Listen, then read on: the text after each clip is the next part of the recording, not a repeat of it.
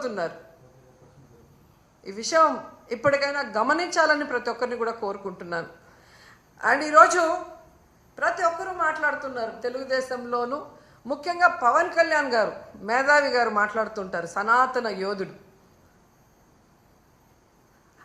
జగనన్న ఈరోజు ప్రజా సమస్యల్ని మాట్లాడటం కోసమే అసెంబ్లీలో ప్రతిపక్ష హోదాను అడుగుతున్నారు.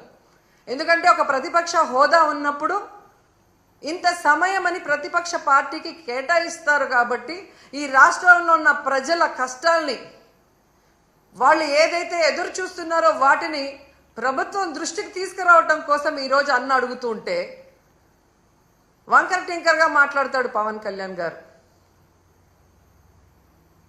ఎక్కడో జర్మనీ అంటాడు, రష్యా అల్లుడు కదా, పక్కన జర్మనీ గురించి ఆయనకి బాగా తెలిసి ఉంటుంది. కానీ ఆంధ్రప్రదేశ్లో ఏం జరుగుతుందో ఆయనకు తెలియకపోవడం మాకు బాధాకరం.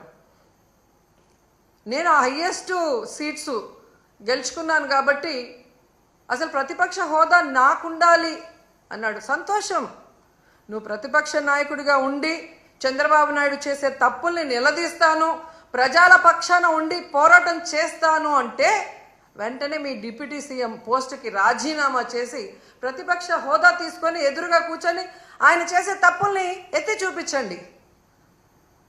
ఆ పని మీరు చేయలేరు కదా.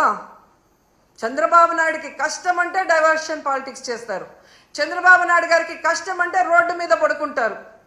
కానీ ఈ రాష్ట్రంలో ఆడపిల్లలు రేప్ అవుతున్నా, మర్డర్ అవుతున్నా, విద్యార్థులు రోడ్ల మీదకి వచ్చి చెప్పులతో కొట్టుకుంటున్నా, వాళ్ళకి జరిగిన అన్యాయానికి మీరు హాస్పిటల్ బెడ్ మీద పడుకొని ఏమీ విన్నట్టు ఉంటారు.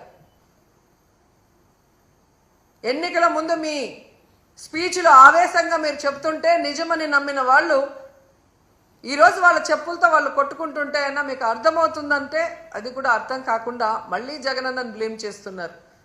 మీకు నిద్రపోయినా, మెలుకున్నా, అసెంబ్లీకి వచ్చినా, బయటికి వెళ్ళినా ఎప్పుడు జగన్ జగన్ జగన్ జగన్ని ఎలా తిట్టాలి, జగన్ మీద ఎలా దుమ్మెత్తిపోయాలన్న ఆలోచన తప్ప మరొకటి లేదా?